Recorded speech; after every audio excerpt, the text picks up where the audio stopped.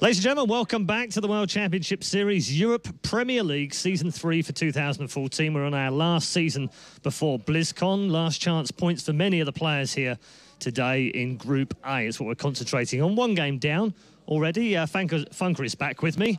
Any surprises in there? I mean, we were talking about this upstairs before we came down. I said, felt like Bunny probably just shade it. You agreed with me, but Hasselhobbs and Apollo both said they thought that maybe Harston would shade it. So we were kind of undecided. We knew it was going to be a close match. Yeah, I thought there would be a close match, and it was. I mean, we saw a couple of all-ins in the two first games, and on the third one, we had the macro game that we had to have to basically see who's the better player. And it was almost like the audience here and everyone here in the studio knew it was coming, and I think the players knew it was coming as well. Waiting for a third game, 1-1, then let's do a macro game and see how it goes, So no, not impressed on our, that wasn't a surprise to me that Bunny takes it. I think he's the better player in TVP right now, so that makes a lot of sense, but the series was quite interesting in my opinion. Didn't look like a player who's got a 38% win rate in ZvT, though, of course. did he? Yeah, he looked like a guy who can do really well against Terran, and he showed it, but he was just like, he missed that to take him. Indeed. All right, let's move on to our second game in the Group A. Harston and Bunny done. Miniraser, great story behind him, versus Happy. Now, we'll start with Happy.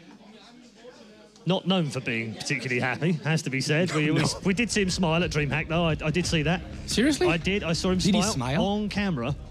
He smiled on camera as well.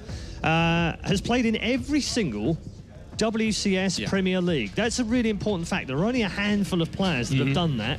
Round of 8 Season 1, round of 16 in Season 2 and 3 last year. This year, not quite so good. Round of 32 in both Season 1 and 2, and finally this season, round of 16 again. We also made the point, Sean made this at DreamHack actually the weekend, and I was also saying it on Twitter at the same time. He's never been beyond the quarterfinal in any tournament he's ever been at. This seems to be a theme cropping up in this group. Yeah. Once again, you've got a player that has a great consistency. He's playing really well since, I don't know, like the beginning of time. He used to be a player on Warcraft 3. He was really good. And so consistency, but no major results for Happy, basically. You've seen Bunny? You may have seen someone walk through the shot there. He won. We can't say anything. It's Bunny, so I'm going to just leave it at that and not rise to the bait. You know what I'm talking about. Yeah, Happy. Fantastic recent result at Moscow. Home soil. Gets to the quarterfinals. I don't know about you, but I sort of felt like he should have won that quarterfinal as well. Probably, yeah. That was so close. It was close. It was really, really close. Yeah. And I think he might have felt a little down afterward because, as you said, he was in Moscow, home soil. He wanted to do really well, I think, and he was that close to making it in round of 4. So when we talk about Happy, we always talk about he's Mr. Consistent, he's Mr. Stable, he's Mr. Steady Build. There's not really much about him that's weak, but likewise, there's nothing outwardly spectacular in the way that he plays.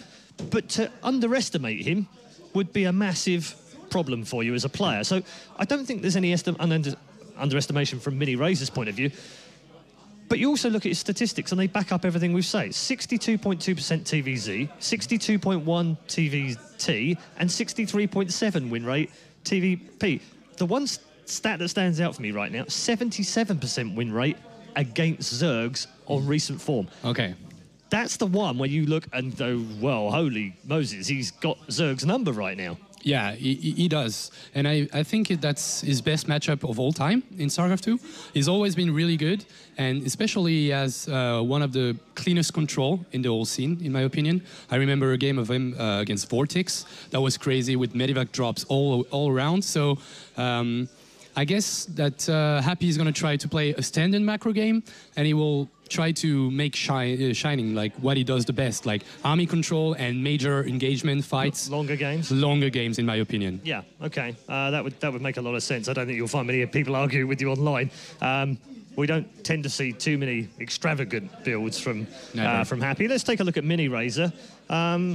Very interesting rise for the Swede. Youngest player in the group, 19 years old, from Sweden. Nowhere in WCS points right now. He's got 400 of them, but that's like 96th or something. So no worries about BlizzCon, doesn't have to worry about himself on that. Last year, didn't get into any of the challenges whatsoever. This year, Premier League Season 1, Challenger Season 2, back in Season 3, and he's made the round of the 16 for the first time ever. He's actually one of our new guys here at the round of 16. So, terrific little story, part of the Fnatic Academy, similar to Hearthstone, has come through that same process, which really proves Fnatic's point that you can take young players into an academy, teach them what it's like to be a professional player, and see them grow and nurture them into great professionals. And Miniraser has joined that group absolutely wholeheartedly now. Yeah, I think he's same as round of 32. He's the underdog, but if he plays without any pressure, I think he can do really well, and especially against Happy. He's a player that you can read into. If you watch a lot of games of Happy, you know how he plays, so you can prepare effectively, maybe try to pull some all-ins maybe. And he doesn't have anything to lose. He doesn't have anything about BlizzCon, as you said, so he can play really freely, and I think that's good for a player like Miniraser. We saw that in the round of 32. You alluded to it. On paper, when someone gave me the groups and said, here's the groups for round of 32, I looked at Miniraser's group and I saw Stardust, Snoot, and Patience. And my initial reaction was, poor Miniraser. That's really harsh. How have we given him a group like that with 3 people as deadly? Twice now. We love him anyways. He thought I was going to shout at him. Those 3 players, Patience, Snoot, and Stardust, you've got anyone would say, hang on a minute, he's not going to get out of that group. Not only did he get out of the group, 2-1 Stardust, 2-0 Snoot.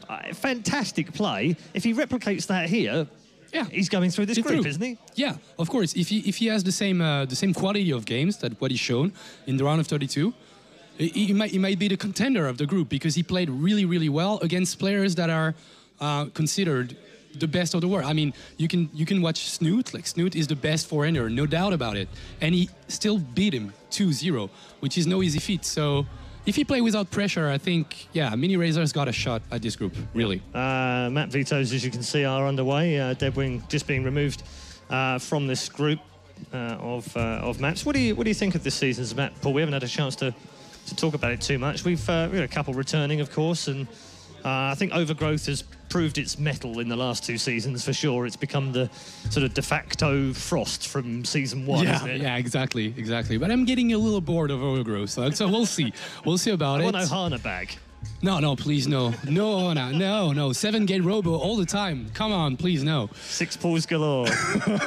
Okay. I mean, in terms of map pools, though, what do you think for Happy? What suits his build? What suits his style? I think the bigger maps are pretty interesting for him.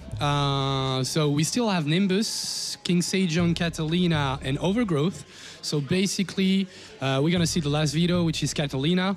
So he has King Sejong, Nimbus, which are really good maps. Yeah. That's a pretty decent map pool for TVZ. Yeah, we got... and Overgrowth as well. Yeah, sorry. Merry-Go-Round that was taken out, which is not a really good map for Zerg, in my opinion. So Miniraser vetoed it. So we've got a pretty steady map pool, and we're going to start with Overgrowth, actually. So that's pretty good. We can see decent macro games out of these maps. Yeah, okay. So second is going to be Nimbus, I'm being told, as well. So fine as well, I would imagine, for Happy. I don't think he'd be too upset with that. No. That suits his style really well, I think. Maybe look out for maybe an all-in on Overgrowth, because it's a pretty decent map for that. So, but basically, good map pool for TVZ. Predictions from you?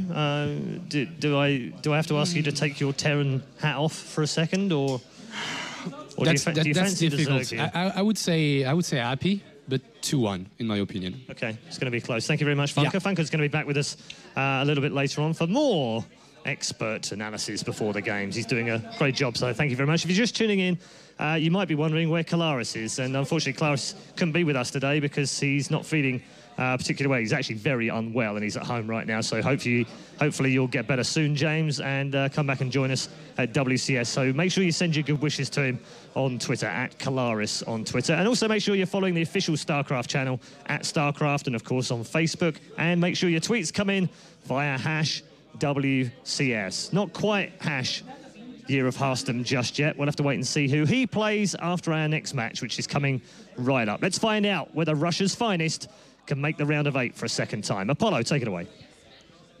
Thank you very much, Red Eye, and welcome back here to the casting desk. Our second game of the evening now, Hazobs. Give us your thoughts on this then. Happy and Miniraser. Okay, so I think Happy should be the big favorite, but it's the first best of 3, and I would guess that Miniraser has very certain build orders prepared. Yeah.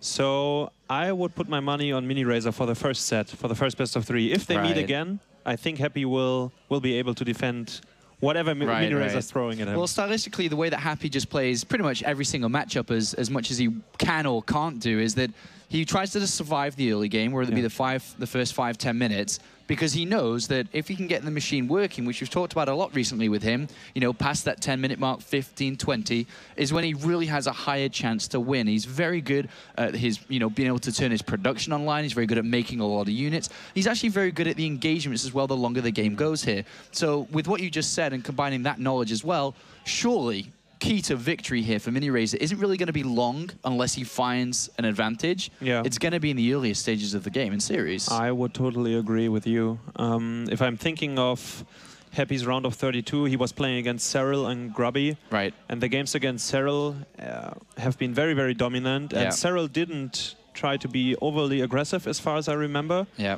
There were some longer games on Katarina. Happy was playing mech. Right.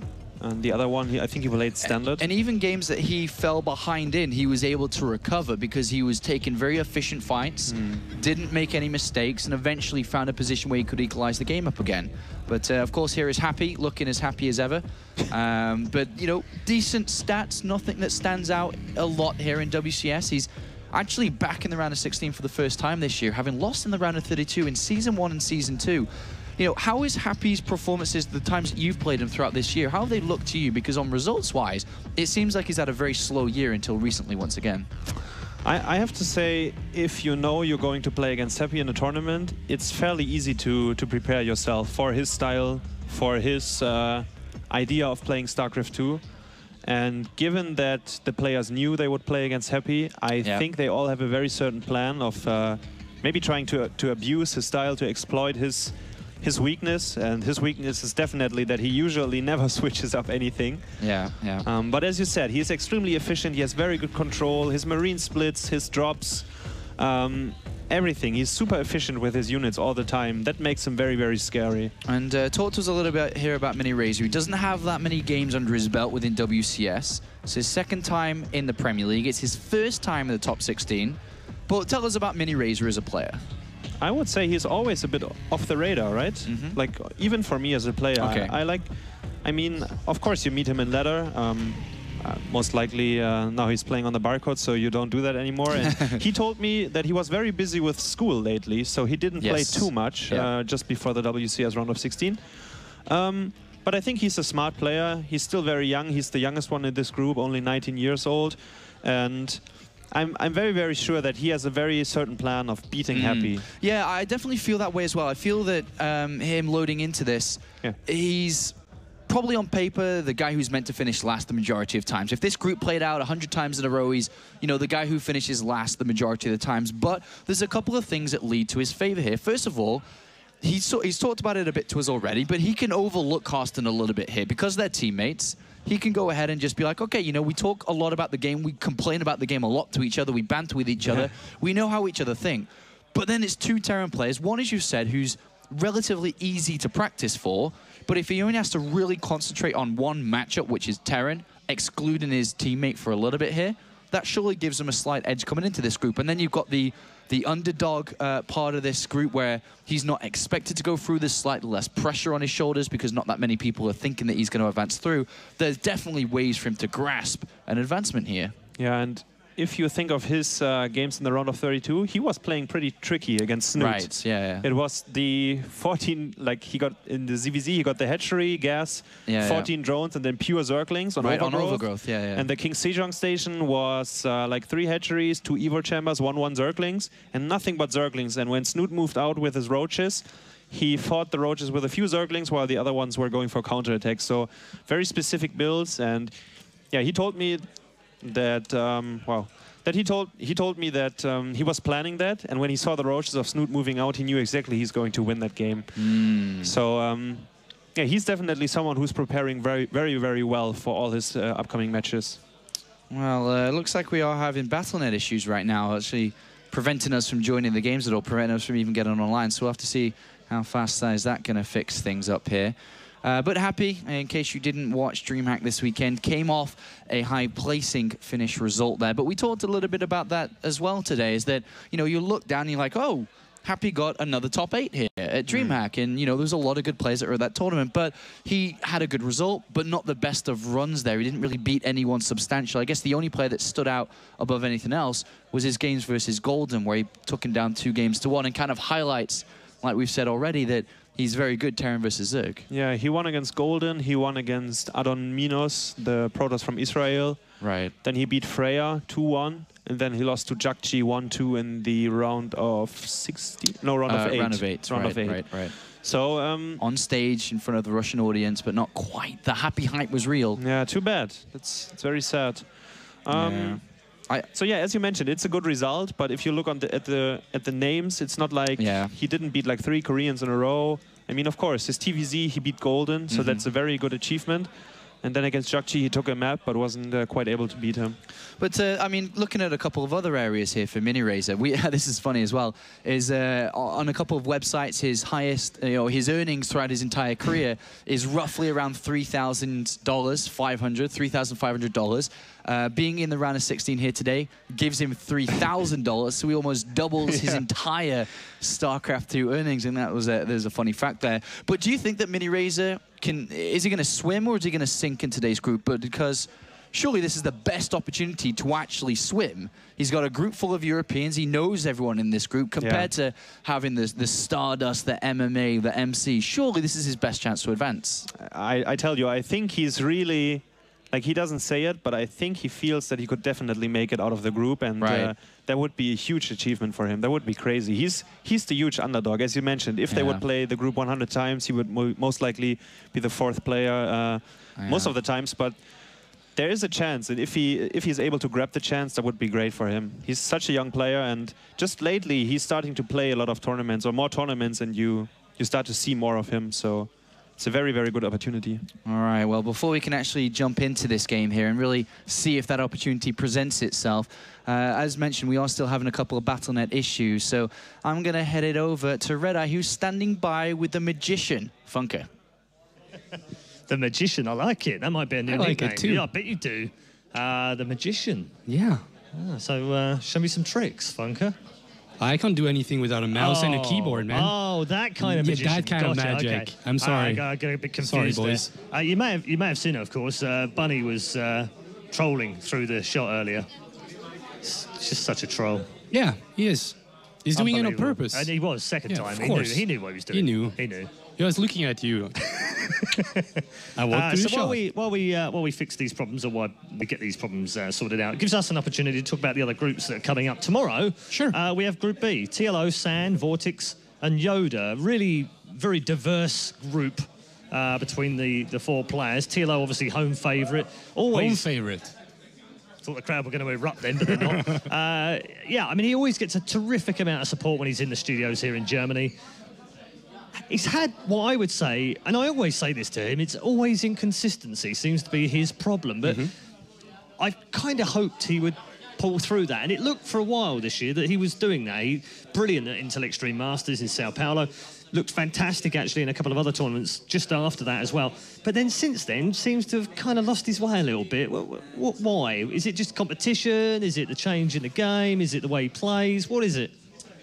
Well, I'd say TLO is a really creative player, like we always said it. And super creative, and that goes into inconsistency in some way, if you know what I mean. Like he's got tricks, he's got really interesting strategies, but when he's read a little bit, he tends to perform a little bit less than when he plays just standard macro game, and that's the main difference between a Happy and a TLO, for example. Exactly, you've got consistency and inconsistency, but TLO has the brilliance that made him win tournament before, so that you kind of need to balance between the two of them. It's great that you bring Happy up, because that was kind of the point I was alluding to.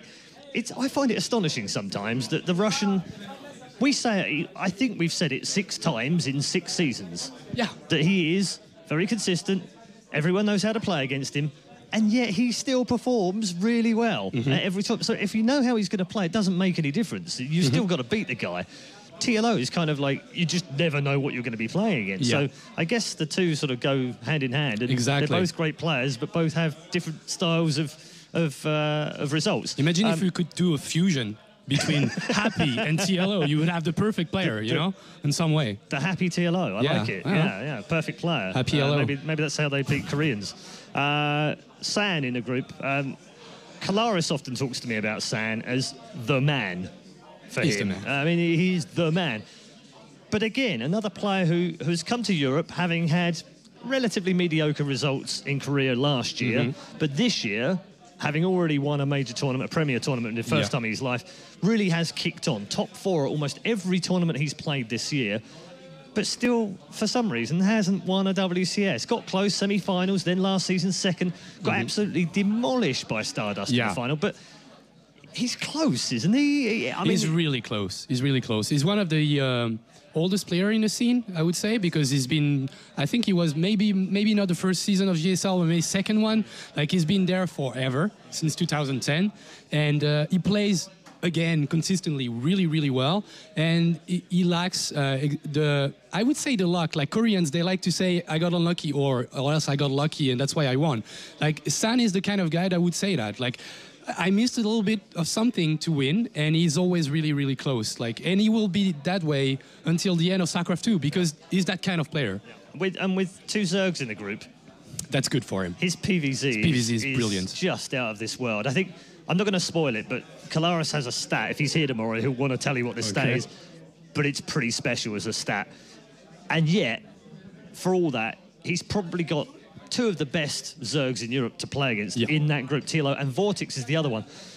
The thing is with Vortex, as much as we loved what he's done, he's one of the other players, by the way, in the handful of players that have made every season in Premier League. But also, he's made every round of 8 for the last 5 seasons. That's if he does amazing. it again, which is absolutely astonishing. He really has been a model of consistency in a good way. But this season, for some reason, it just seems like, I don't know, it feels like he's dropped down a little bit. Maybe there's more school involved, maybe there's less time. He's moved from Mouse Sports to Millennium. He's gone through like a change, if you like. Yeah. Do you think he's still got the power to come through that group?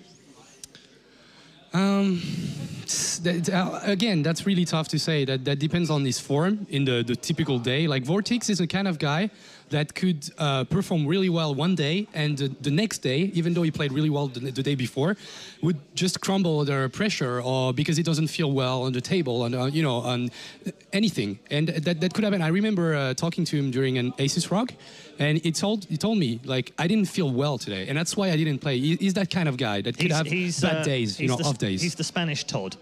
Yeah, you could say that. You could say that, actually. And I'm not being mean to Todd, by the way. And not being mean to Vortex, I guess. No, absolutely not. The last player, very quickly, because I think Battle.net is back up. Oh, really? Yoda is the last guy in that group as well. Tough Terran. I mean, he's always very, very good. And more recently has been spectacularly good. Yeah. Well, Yoda, since he moved to Europe, like, I felt like he wasn't playing that well, and he wasn't playing at his level. But since a month and a half, I would say, like, he performed really well during Red Bull, and he's playing stellar, especially in TVZ. Last 6 weeks or so, yeah. And that was the point I was going to make. TVZ, and he's in a group with 2 Zergs. Those Zergs have probably got the worst group they could have had. PVZ specialist and TVZ specialist. Indeed, yeah. All right, thank you, Funker. We're going to head back to the commentary desk now with Apollo and Hasselhobbs. Hopefully everything's fixed.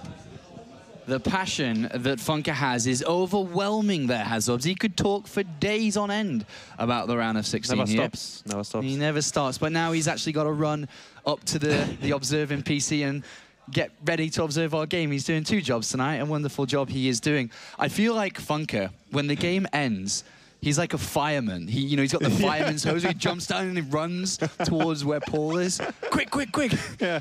Changes his clothes before. Changes his clothes, because he actually doesn't observe in that white shirt, man. He jumps into new clothes every time he comes down. Like a very comfy stuff. So it's on Funker that we are waiting for now. Of course, he's got to get back to his cage, as we call it here in the WCS. But almost upon us is this second game of Group A here. Miniraser, of course, going up He's singing against as well, Happy. I think. It's a Fnatic thing here. When they sign their contracts as pro gamers, they all agree to sing and listen to Eminem before they start. It's what you learn when you're with Hastem in the same team. And Happy just looks like a killer. Yeah, doesn't really mess around in these tournaments. Oh. See what shape he's in. Of course, he just had to play at that tournament over the weekend in Moscow, then flew directly here, landed, or I suppose he's in Russia anyway. But yeah, he even lives late last night, though, I think. Sorry, he lives in Moscow, so I think travel-wise, it's been okay for him. Shouldn't be too tired. The players seems to be good to go. The map is going to be Overgrowth for the first. Yeah, Overgrowth for the first map, a Nimbus for the second, and if needed, it will be King Sejong Station. The first map here between rank number 54 and rank number 97, Happy versus Miniraser, Russia versus Sweden.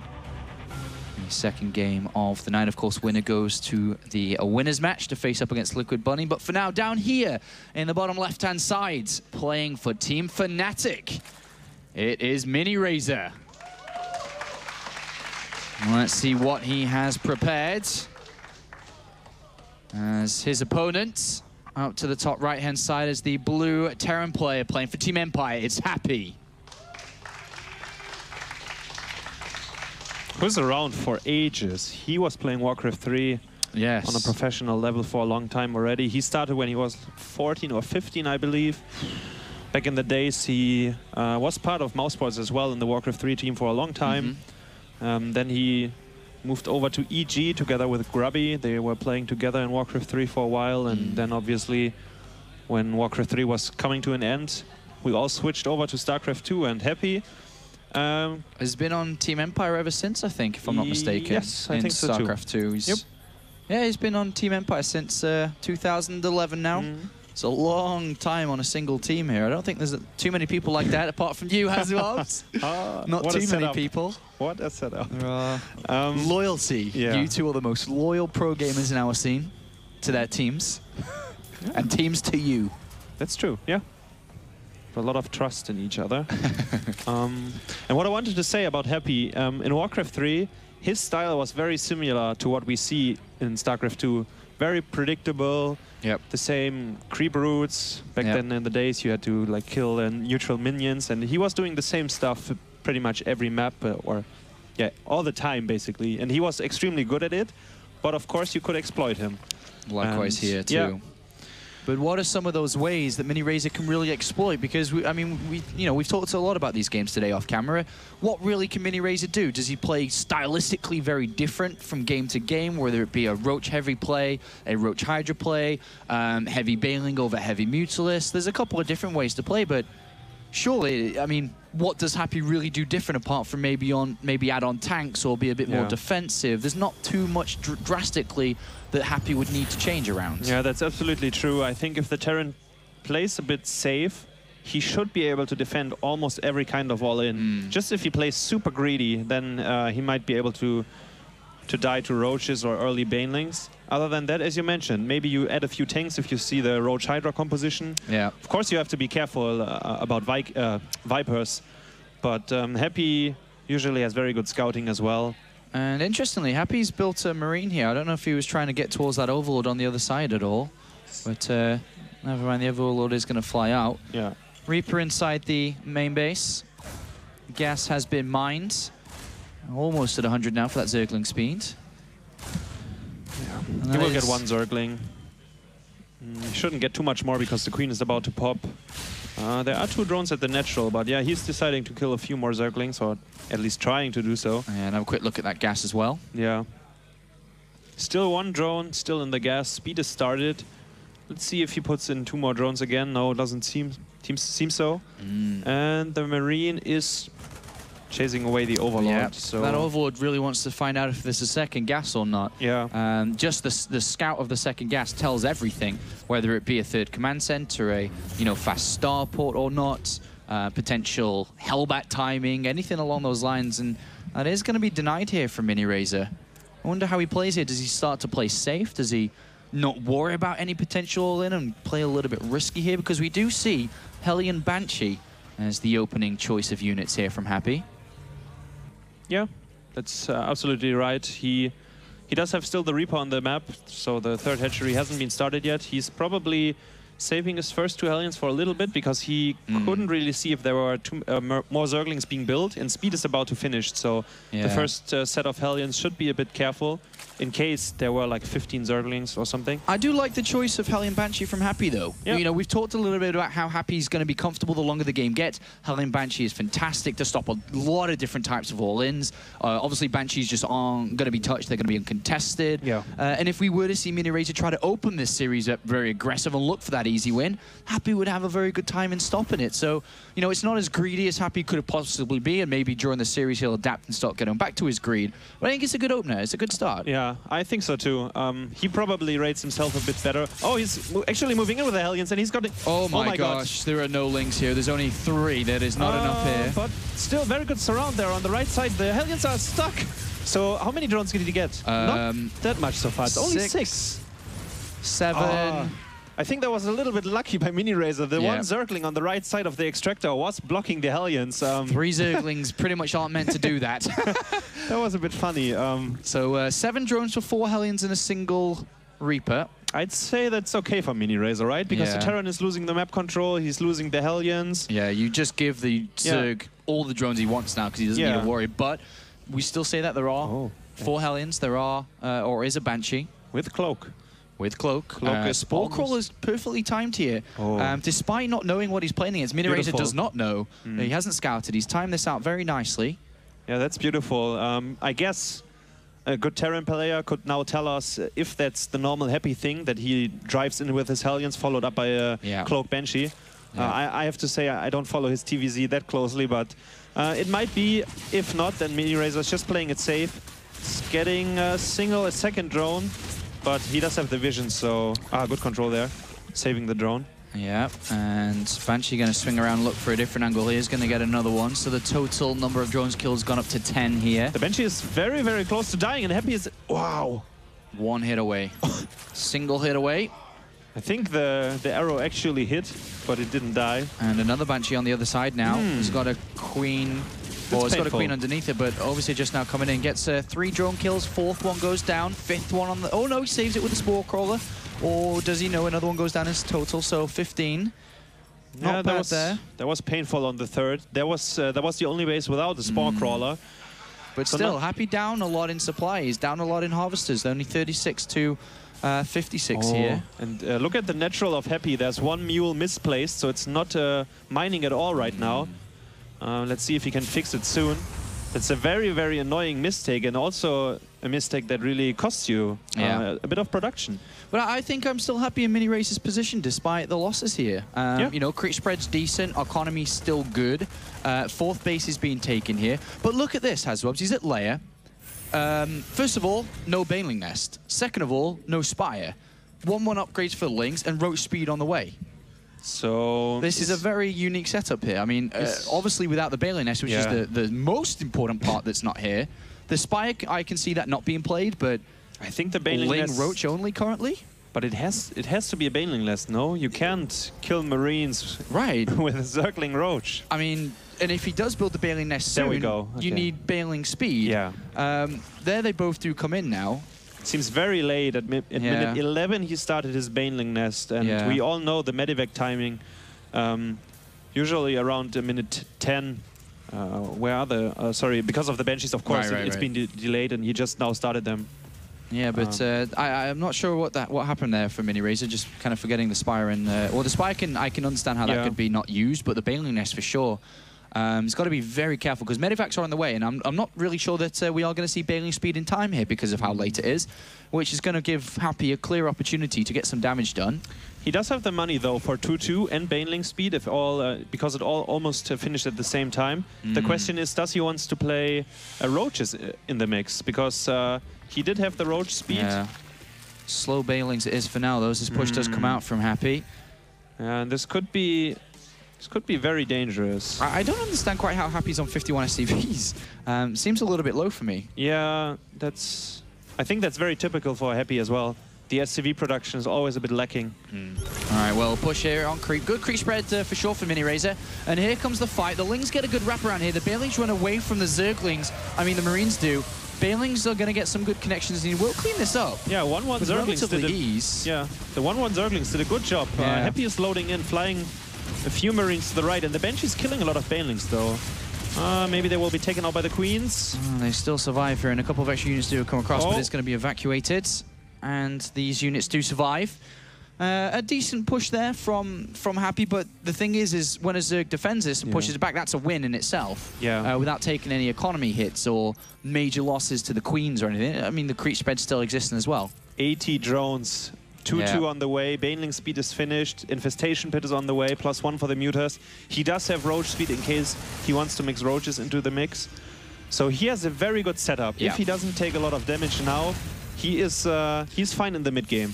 All right, Mutalisk going to come in now. Obviously waited to morph a couple more Banelings to make sure he doesn't take any losses because of how well he's set up. But 5th base going to get cancelled here. Not going to be used for Miniraser. Oh, it's okay, I guess. Yeah, that's fine. A lot of drones, though. 86. I think that's a lot here. But Spores and Spires been added on to bring that down a little bit. And Happy. Stuck at 121 supply there. Had to cool down supply for supply depots. Building 3 more as well now. Not the most mechanically driven Happy in this game, really, compared to what we usually expect from this guy. Still kind of low on the SCVs. On the 3rd base, there are only 7 SCVs on the minerals. That's not enough so far, because we are minute 15 right now. And there's a lot of Banelings now too, 19, and this is not a super large Terran army.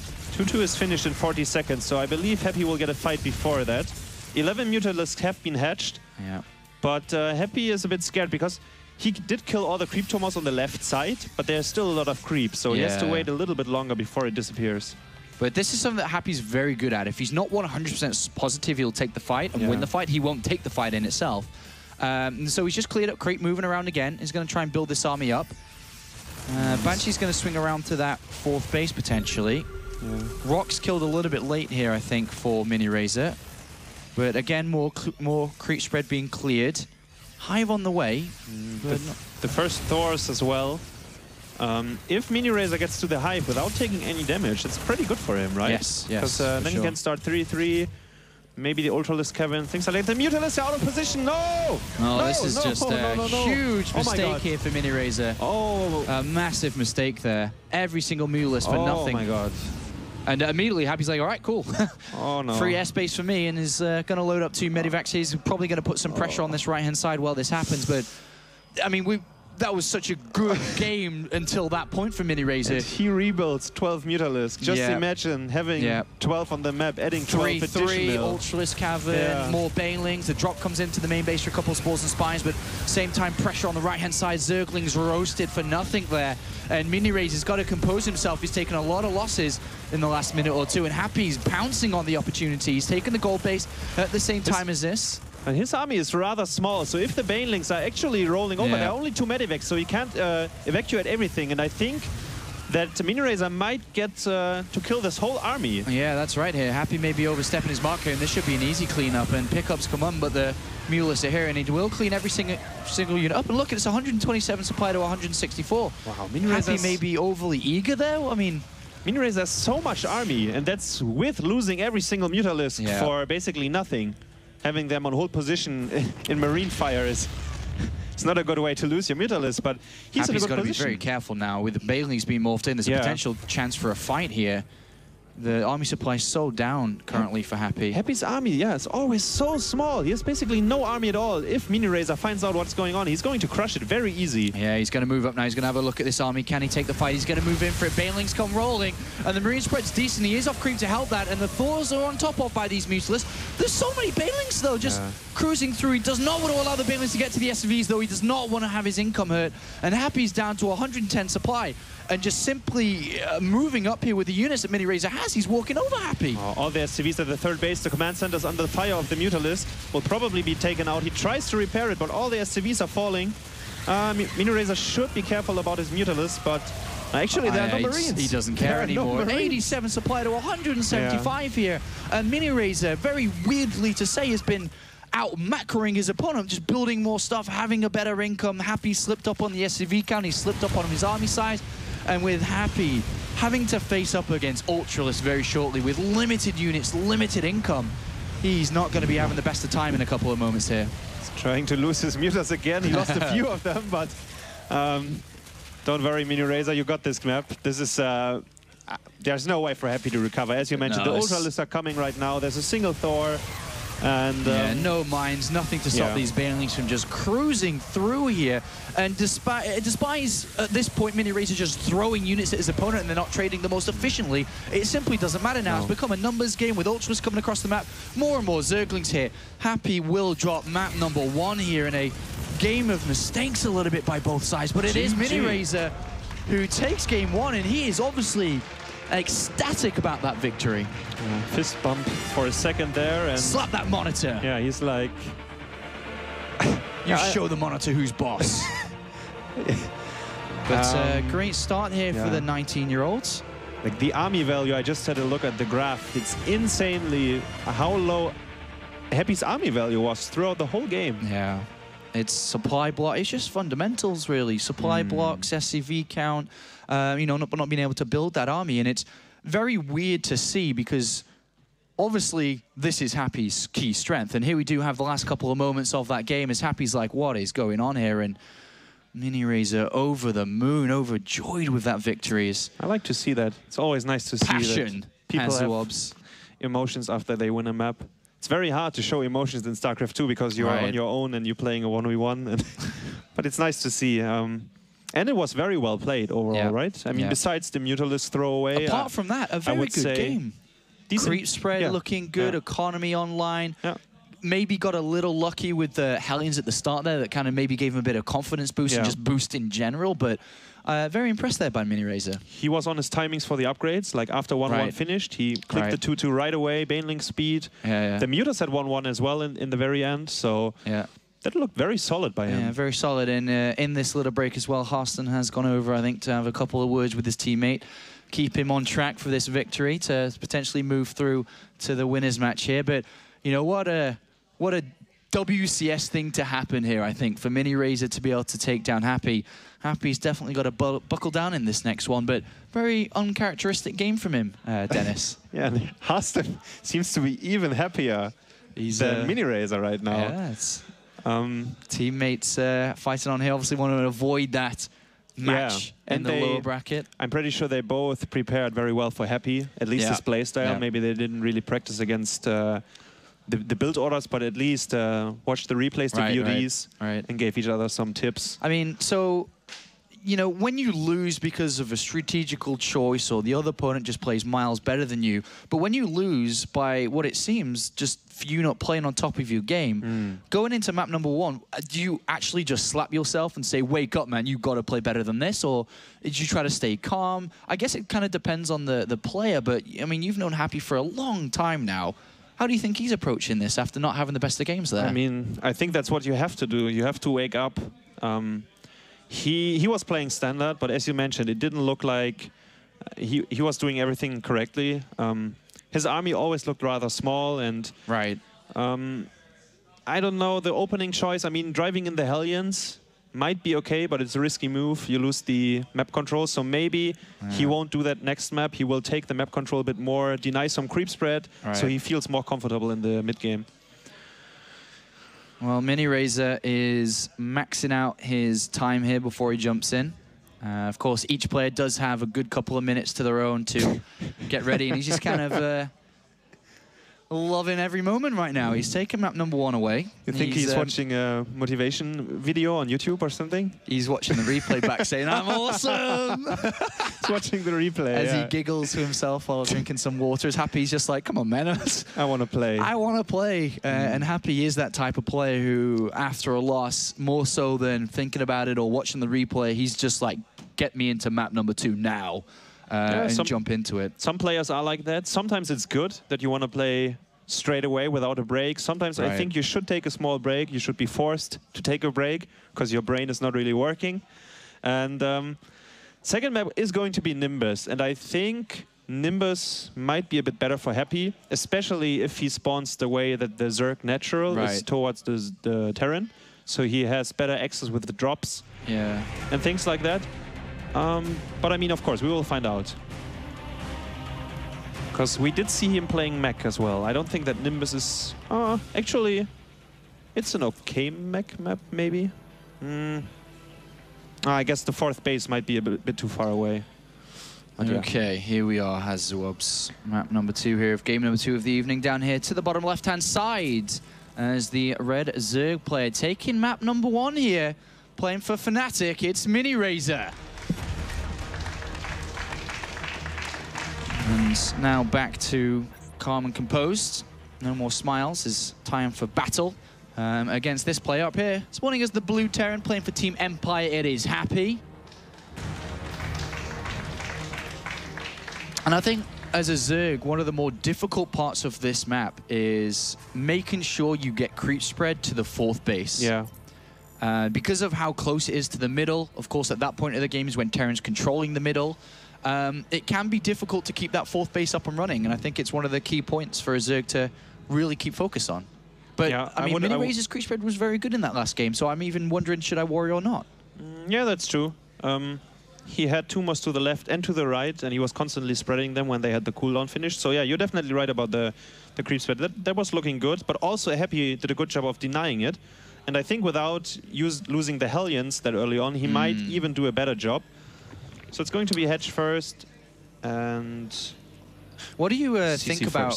Snoot's used it a couple of times in a couple of tournaments with a hatchery first that's actually in the 3rd place position, with the potential to spread creep out earlier and faster. What do you think of this? Is it a dangerous thing, or is it... to be honest, I don't know for sure if it's that dangerous. If it's not, I think it's very smart to do it. Like, if the Zergs feel comfortable doing that, I would say that's the better choice. But I'm pretty sure there are some risks, and there's definitely risks in doing so. Especially in a match like this, you don't want to take a risk just to have a little bit better creep spread. Because it might cost you the game.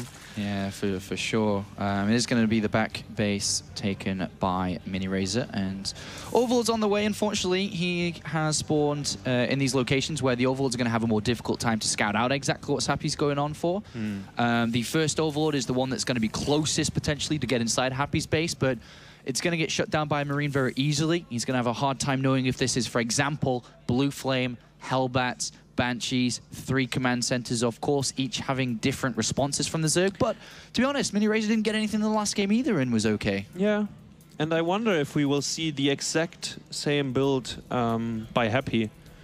Like the unit composition in the mid game. He was going for Hellbats instead of Widow Mines. I don't know if we really like talked about that, because I saw Flash was doing that in recent tournament games all the time, and I personally heard both is possible. And like whenever I asked the Terran, I don't know what is better, and it seems like the Terrans didn't know either. They just said, yeah, both is possible. It maybe depends on your play style. I personally, when I watch TVZ, I think Widow Mines seem to be stronger, but yeah, I'm not 100% sure. It's a little bit more luck dependent as well. Yeah, I mean, Widow Mines may hit, may not hit. Hellbats have a guaranteed spray no matter what happens. And with some good splits, I guess that's one of the key things as well. I mean, with Hellbats is you get splash damage on those Banelings. You don't necessarily kill them, but you put them all into mid-health, and then the Marines are able to have you know, easier time bringing them down. It's true. But look at Happy's build here. 3rd command center before the factory. Heightening his greed and income here. Was chosen roughly the same time that he spotted 0 gases on his opponent's main mineral line here. And with the later factory, Miniraser should be on top of knowing that this is obviously a 3rd thrown in here, you know, slightly before this factory. Yeah, definitely. If he's on top of the timings, then he knows there has to be something added before the factory. And a fast layer from his first 100 gas here. Are we going to see really fast Mutalisk come into play here? He could, yeah, definitely could go for a 2-base Mutalisk setup here. And that's going to throw the Terran's natural timings completely off for the turrets. Depending on, you know, how Happy has his infrastructure set up with double engineering bay, does he even have any Marines here at all? So, interesting choice of strategy here by Miniraser. If he manages to pull this off, he's going to gain such a lead. I think a few Zergs are very proud, like Bly, Starbuck, and Cats, I believe. They like to open up a bit weird. And this is definitely not standard. And as you mentioned, maybe the first, I think it's like 6 Mutalisk or 5 you can build straight away, might be able to do quite a amount of damage to the SCVs. These Hellions, are they going to start to figure it out maybe? The third is later than a usual third would be, but does this mean that there's a double evolution chamber somewhere behind that double queen block here, that maybe Miniraser is playing a little bit more safer on 2 bases because of the way that Happy played in the previous one? But there is the Spire coming in. He's, a scan, having a look for those, well, looking for the lair, looking for the evolution chamber, looking for anything. He misses it all, unfortunately. The Spire is at a very droppable location later on, but for now... Oh, the second... never mind, the second scan, I thought it might be able to envision of the Spire, but Does not he quite. know what's going on? He's building a bunker here because he's not quite sure what that is, or what this is. Is it an all-in? What is this? But it is the Mutalisks, and he's going in. He's going to run through here. Oh my god. I think a mistake there from Miniraser to allow this to go in, and this will give him the timing, hopefully. But he won't see the Spire. He will not see the Spire. The Hellions are blocked once again. How many drones? Only 3. Yeah, and he didn't really see what the hell was going on. Only 3 drones. Oh. Interesting here. In this, the reason why Miniraser does need to do damage to a degree is because the evolution chambers are so late, right? He's quite far behind on upgrades, but funny enough, with double evolution, double engineering bay, only +1 attack. We only have 2 Marines right now. And you're right, Happy did forget about his armor upgrade. And he will be very upset once he clicks the hotkey for the engineering base. A classic mistake from Miniraser. He's supply blocked at the right time as the Mutalisks are about to pop out. He's only got three Mutalisks available to be built. Oh, No! no. No, don't do that to me. You're slowing your timing down. Still no turrets, quite a lot, by the way. More Marines are coming in. The Mutalisks should almost be basically on the other side of the map now. Oh dear. Yeah, they should be on the way, and this is very, very painful. As we can see, still nothing in production. I mean, is he giving it up now? Actually, he has supply right now, but he's not building anything. How come? Now he's building 4 Mutas. Ah, that's so late. Yeah, well, he's not going to get any damage done with that, really. He's going to have to, you know, sit back a little bit. I guess there's no touch, but look, here comes the natural turret timing. He's missed his opportunity. Yeah. Miniraser still, with the Hellion sacrificing himself, was able to open himself up to 3 base economy. Very nicely, has a good income, good drone count. But decent creep spread, but... This time Happy is in a more solid position. He didn't slow himself down. Obviously, he was super greedy with a 3rd CC. Of course, his +1 armor is a bit delayed because he just didn't press the button for a while. His armory should be on the way because... Oh, no, never mind. It's already done, so he can start +2 attack already. A little bit slow on that. Yeah. And the Mutas are trying to fly in, but as you mentioned, the turret is already up, so if he repairs, there's no way he will take damage. No, not even an SCV kill there. And Happy's going to move through the middle of the map here. He's going to get a good scan, and he's got a juicy scan available, actually.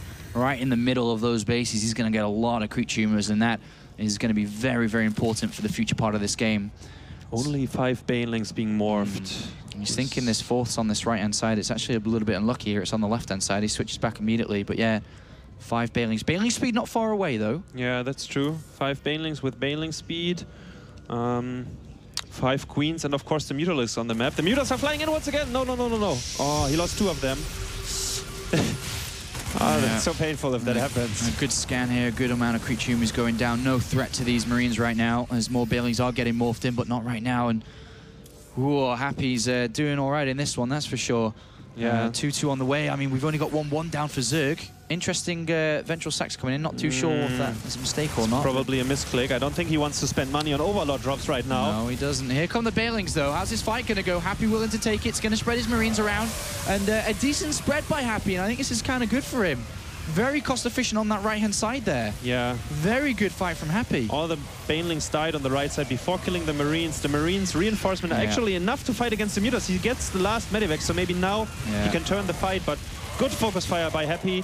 He did kill 1 more Mutalisk before all the Marines were killed off. Again, where is Happy's army size? Where is his SCV count? You know, they're expecting him to have a little bit more than this right now. How many? Yeah, 59 SCVs. He's producing 3 more. But you're right, it should be higher by now. Was his production on hold for a while? Because his army size looks very small, that's true. 113 supply after a decent fight that he just took. Granted, he didn't get away with the medivacs, I suppose, but Anyway, this has allowed Miniraser to get that 4th online. He's spreading creep in the right direction. He's respread the creep in the middle here. And Happy is going to move forward again. This time he will have +2 attack with this next fight. Yeah, he's doing a very good job on creep spreading. And the queens are a little bit out of position on the left side, so maybe if Happy sees them, he can pick them off very easily. And as you mentioned, this time Happy will have +2 on his bio units. A couple of changelings within this army, so Miniraser sees everything. He hasn't got a flank set up, he's only got that army in the middle. And again, Happy's going to swing around this right-hand side. No mines, all Hellbats this game, by the way. It's simply bio. Do you like that? Really... No, not at all. Me neither. That's a bit weird. He does have the money. He does have 200 minerals right now, so he could build either Hellbats or Widow Mines. Well, we are going to see Miniraser come in for the defense one more time there. Queen gets picked off. The Bailings spread through here. Again, Happy is fighting off creep on that right-hand side, and he does spread well, and he does fight well there. And a good fight again by Happy. Miniraser's pushed back. 5 more Bailings come in, and I think Miniraser may have enough in numbers. He's going to try and get close to these Marines, and the Marines spread again. Decent there by Happy, but the Medivac just left at the front, targeted down once again. A new set of Marines come in, about 16 more Marines there. But no Medivacs at all. There's just a single Medivac just now joining the force. So if he commits, he can't leave the fight anymore. You can't pick off, you can't fly away, you have to fight. So he's deciding to back off because he knows if he goes, it's basically an all-in. And once again, very nice timing by Miniraser with a Hive. His 2-2 is almost finished. He does have the plus attack already. The armor is on the way. I mean, it's really good if he can get to where he needs to be with the Hive, but it's a big in gas investment compared to Banelings and Mulus, which he could be having in these fights. But another fight here by Miniraser, not the best one there. I mean, doesn't really have that many Banelings, but again, Happy's unit count a little bit low. No Medivac, so he can't pick off if the Baneling's getting to the Marines. Banelings come on the left-hand side as well right now, and Miniraser, he's still up at 170 supply. He's taking the fight to Happy here. Happy has almost no units. Great the target fire in the Medivacs. Once again, I don't even know how many have been killed. And Miniraser's just probably going to go for the win now. 50 Lings on the way. He's brought Happy back to 110 supply. There's no PF yet. It's just now morphing. Oh, this is wonderful here for Miniraser. He's in a dominating position. He's getting on top of these turrets and SCVs, and it looks like he could be able to take this series 2-0 and sweep it away from Happy. Only Marauders left.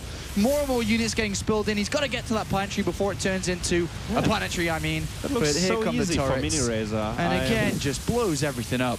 He just builds units and wins the fights. And there, the command center is going to go down here. He turns his attention to the Marines. GG! Miniraser beats Happy 2-0. And is super, super happy about that win. And he finds himself in the winner's match here in Group A. Very, very overjoyed with that. And Happy finds himself down in the low bracket, having to go up against Harston. But Miniraser, big wins here. Big, big wins. And wow, just very dominating as well. That was like, he didn't play gimmicky at all. I was expecting him to play a bit gimmicky, but he just played straight up. Yeah, he played a great game there. 2-0. Capitalized on the attacks that Happy came in for, jumped on the counter-attack the majority of the times due to just having too many numbers. But congratulations there to Miniraser, finding himself in the winner's match here. Funny enough, this being his first time in the round of 16, his first time on stage, his first time in the winner's match here. A wonderful start here for the Swedish Zerg player. And Red Eye is ready. Please take it away. Thank you very much. Yes, with a very happy man right now, Miniraser. Congratulations, Victor. It's great to have you here at the round of 16. We haven't had you here before. Terrific victory, and we could all see how much it meant to you at the end with the fist bumming and just, overjoyed. Explain to me what goes through your head at the end of the match like that. I was very surprised to manage to win because I know Happy is probably the better player. So I spent a ton of time preparing because I didn't want to play him in a macro game. So I researched his play a lot and studied exactly what he was going to do, but he didn't do what I expected him to do. So I was really happy I managed to win anyways. I mean, we spoke earlier behind closed doors where you couldn't hear us. Yeah. And the four of us sit down, we talk about the games and the matchups, and we looked at this and we said, he's got to win early, because if he goes macro, it's going to be tough for him to win. But it almost, Hasselhoff said in the commentary, you just build more units than he does and win. Yeah, that's the trick, man. That's how you win the game. It's as simple as that. No strategy, just build as much as you can. Yeah, that's the name of the game, and make more units when you win. It's pretty simple. I didn't realise. I've obviously been doing it wrong. This hat, this isn't yours, right? Nah. So when I was going here, I was at the airport for 4 hours, so I was talking a lot with Harstem.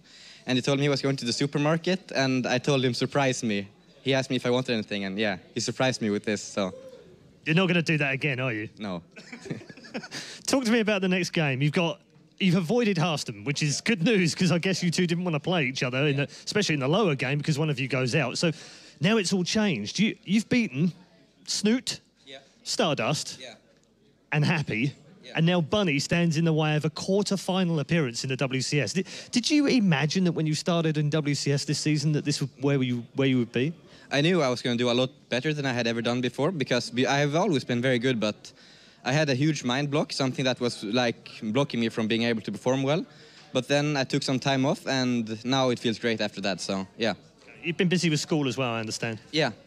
But this was mostly, due to, like when I went to NA, I hardly played, but I still felt like my mind was completely clear after that. And after that, I've just been able to focus a lot more during the games. Okay, talk to me about what the difference is between 2013, where you had a fairly standard year. There was nothing spectacular about it. You didn't reach WCS. You didn't even reach Challenger.